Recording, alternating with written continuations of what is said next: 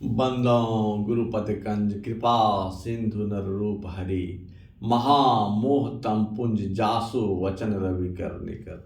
मेरा मुझ में कुछ नहीं, जो कुछ है सब तोर, तेरा तुझको सौंप के क्या लागेगा मोर। हे गुरु, संत में ही उपदेशामृत का गुरु महाराज का प्रवचन, 40वां प्रवचन। बीच में कुछ अवश्य है।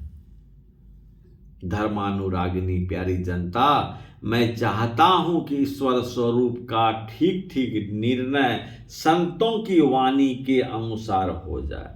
फिर आपको बोध में आवे कि उसकी भक्ति कैसी की जाए। जब तक स्वरूप समझ में नहीं आवे तब तक उसकी भक्ति कैसे की जाए। बोध में नहीं आता, फिर उसके लिए संयम करना चाहिए, जिससे उस भक्ति मार्ग पर ठीक ठीक चला जाए।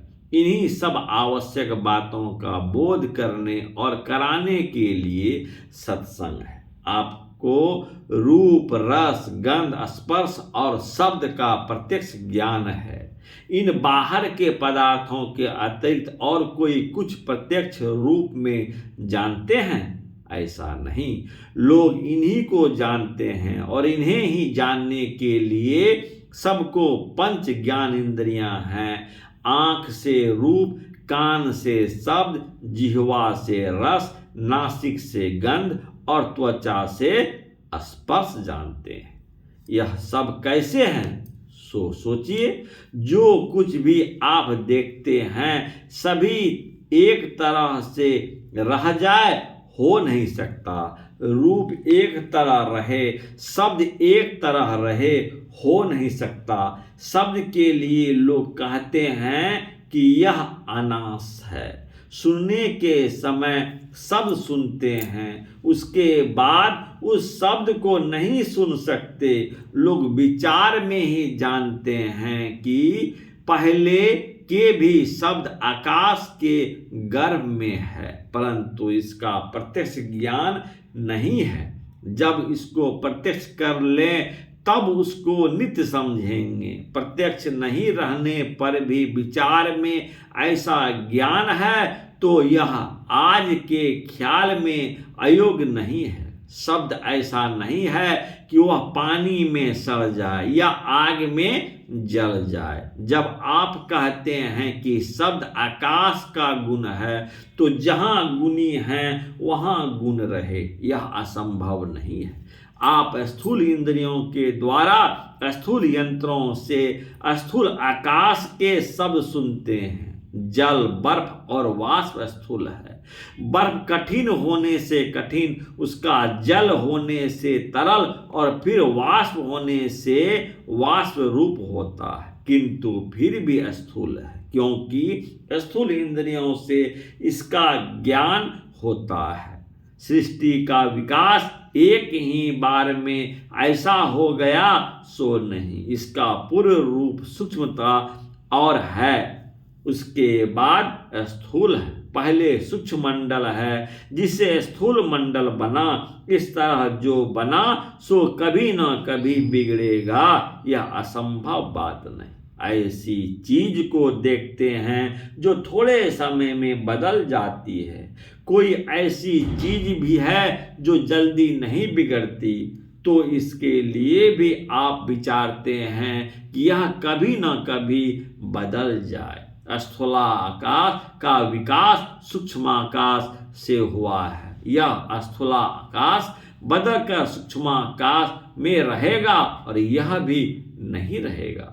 सांख्य ज्ञान और संतों के विचार के अनुकूल जानने में आता है कि सृष्टि बनने के लिए एक महान तत्व है जिसको प्रकृति कहते हैं। सृष्टि में उपज, ठहराव और विनाश है, जिसके परिवर्तित विकृत स्थूल में इन तीनों के काम होते देखे जाते हैं। उसके मूल में ये तीनों नहीं हो संभव नहीं।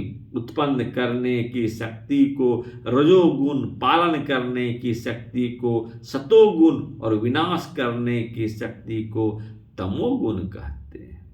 ये तीनों गुण सृष्टि का मूल मसाले प्रकृति में ही है, अथवा ये यों भी कह सकते हैं कि ये तीनों गुण ही साम्य रूप में प्रकृति कहलाते हैं, अथवा यों भी कह सकते हैं कि त्रय गुण के सम्मिश्रण रूप को साम्य अवस्था धारणी मूल प्रकृति कहते हैं। किसी गुण का उत्सर्ग और किसी का अपकर होता है तब सृष्टि होती है। उस प्रकृति में से बुद्धि, बुद्धि से अहंकार, अहंकार से सेंद्रिय और निरेंद्रियां दो प्रकार की सृष्टि हुई है। सेनेंद्रियां से पहले मन बना और निरेंद्रियां से पहले आकाश बना है।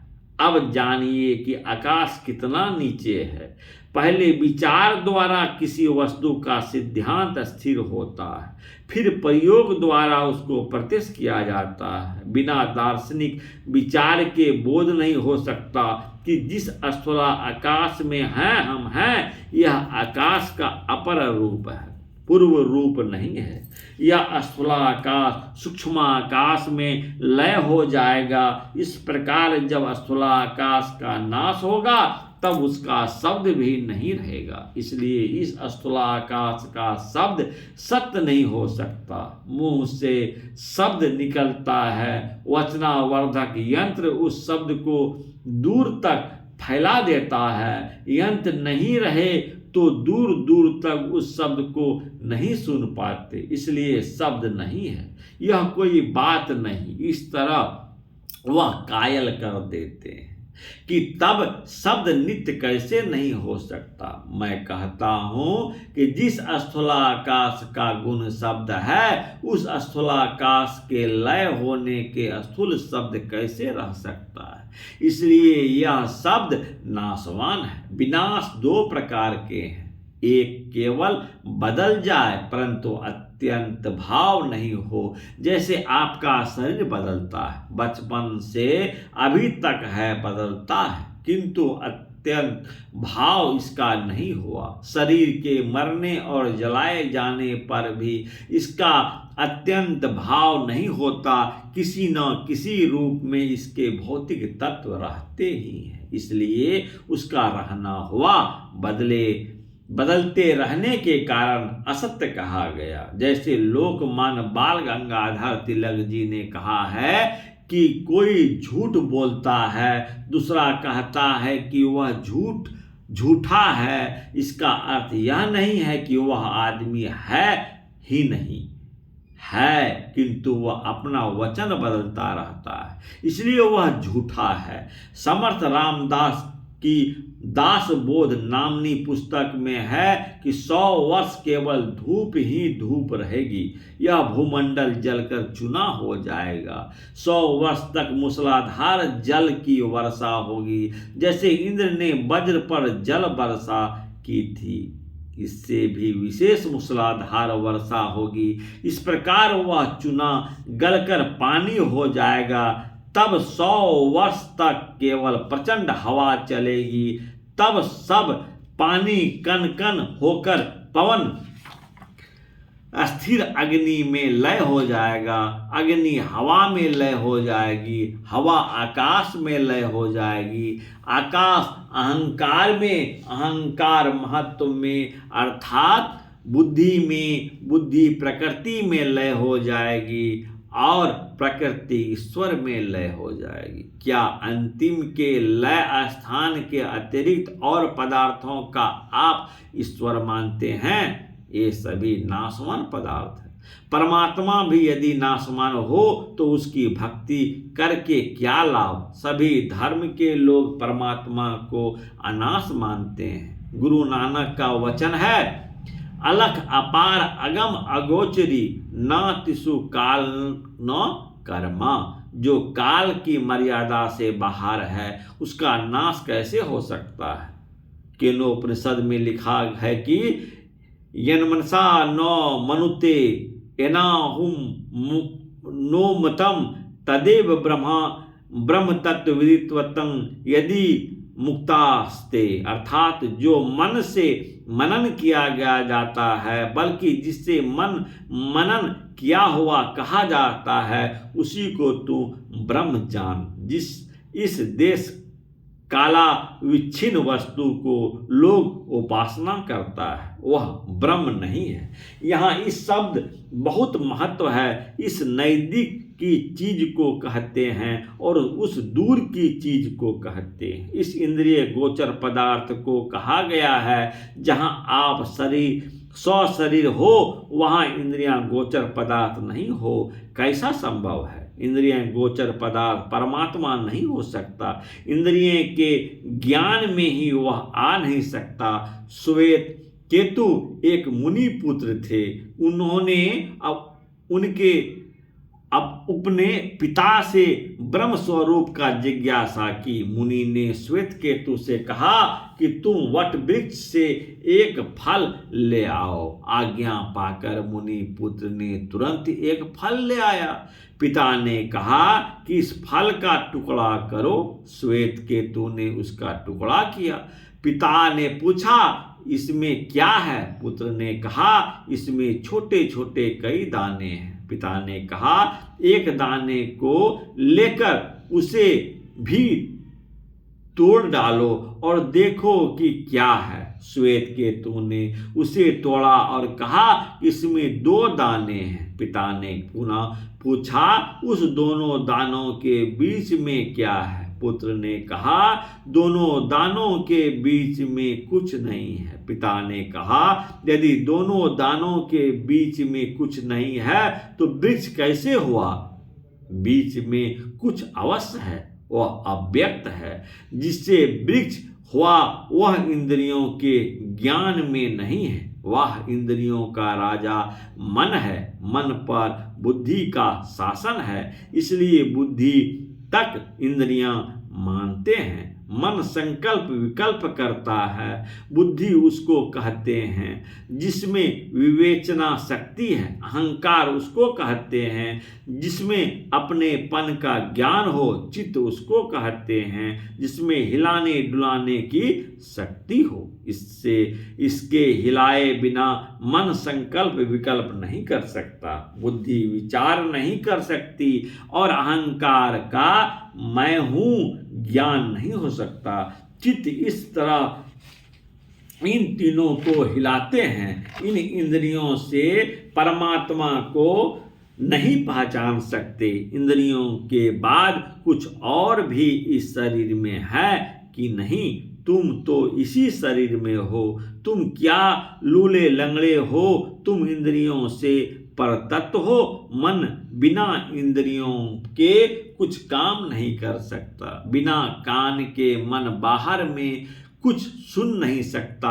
बिना आँख के मन बाहर में कुछ देख नहीं सकता। किंतु तुम अपने को अपने से देख सकते हो और अपने से ही परमात्मा को भी देख सकते हो। जैसे समूचे शरीर को आँख से और आँख को फिर आँख से देखते हो। दादू दयाल जी का शब्द है, दादू जाने ना कोई संतन की गति कोई, अविगत अंत अंत अंतर पट अगम अगाध अगोय, सुन्नी सुन सुन के पारा अगुन सगुन नहीं दोई, अंड न पिंड खंड ब्रह्मांडा सुरत सिंह समोय, निराकार आकार न ज्योति पूर्ण ब्रह्म न होय, इनके पार सार सोई पई तन मन गति पति खोय, दादू दीन लीन चरणन हित मैं उनकी शरणोय।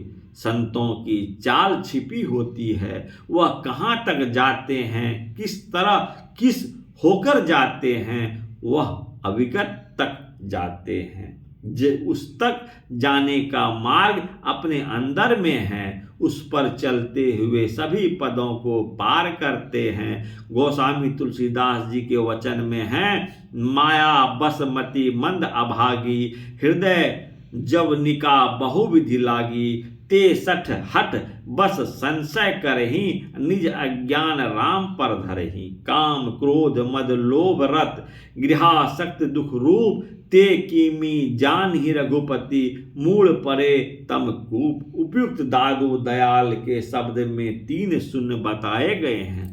शून्य शून्य शून्य के पारा, इसी को हमारे गुरु महाराज बाबा देवी साहब कहते थे। अंधकार का शून्य, प्रकाश का शून्य और केवल शब्द का शून्य। स्थूल अंधकार में शून्य, सूक्ष्म प्रकाश में शून्य और कारण महाकारण केवल शब्द में शून्य। कतिपय विद्वान कारण और महाकारण नहीं कहकर केवल कारण व प्रकृति कहते हैं।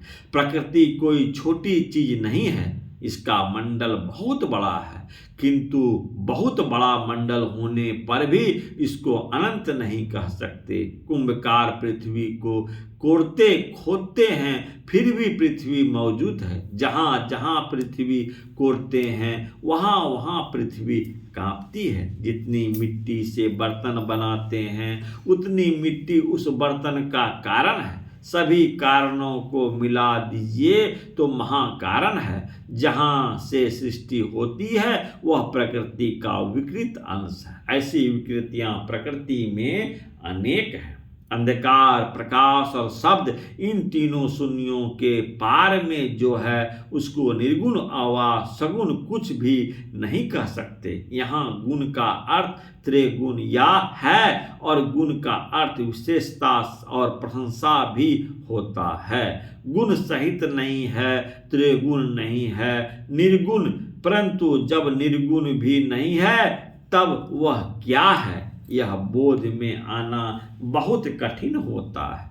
परा प्रकृति चेतन और अपरा प्रकृति जड़ है। ये ही श्रीमद् भागवत गीता के अक्षर पुरुष और क्षर पुरुष हैं, परंतु पुरुषोत्तम को इन दोनों से श्रेष्ठ बतलाया गया है। विचार में गीतोपक्त ज्ञानानुकूल ही संतों की वाणियां में भी सगुण निर्गुण क्षर अक्षर के परे परमात्मा स्वरूप का ज्ञान जानने में आता है। ऐसे विद्वान हैं जो कहते हैं कि परमात्मा त्रिगुण रहित है, पर दिव्य गुण रहित है। निस्त्रिय गुण होने के गुण से उसे युक्त करने पर वह दिव्य गुणधारी सगुण होता है, किंतु केवल त्रिगुण रहित होने के कारण वह निर्गुण भी है। गोस्वामी तुलसीदास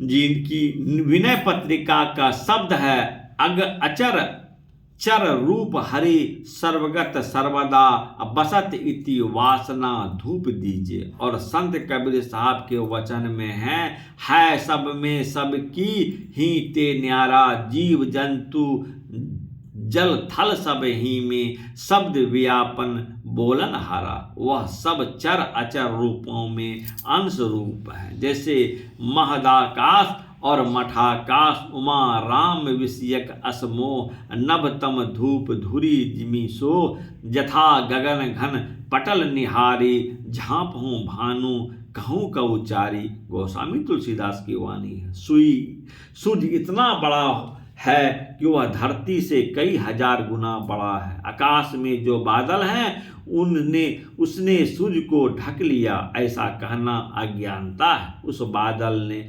आपकी दृष्टि को ढक लिया है, न कि सूर्य को ढक लिया।